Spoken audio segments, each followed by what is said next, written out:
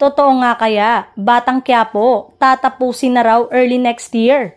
Comeback serye ni Julia Montes na Saving Grace, ipapalit di umano sa pinagbibidang serye ni Coco Martin.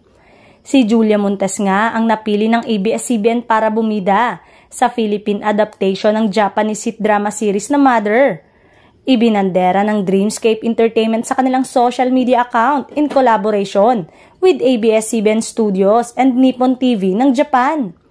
Tila magbibigay daan nga ang boyfriend nito kung sakaling totoo na tatapusin nito ang Batang Quiapo para sa serye ng aktres na si Julia Montes.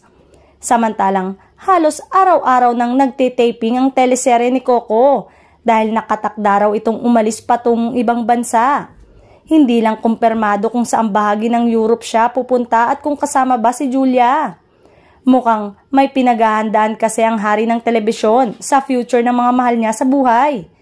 Maganda yan dahil talagang paspasan ang paghahanda niya sa mga susunod na plano niya sa kanyang buhay. Ang isa sa narinig, may binibiling property si Coco sa Spain. Maaaring bahay ito para sa kung anumang plano nila ni Julia.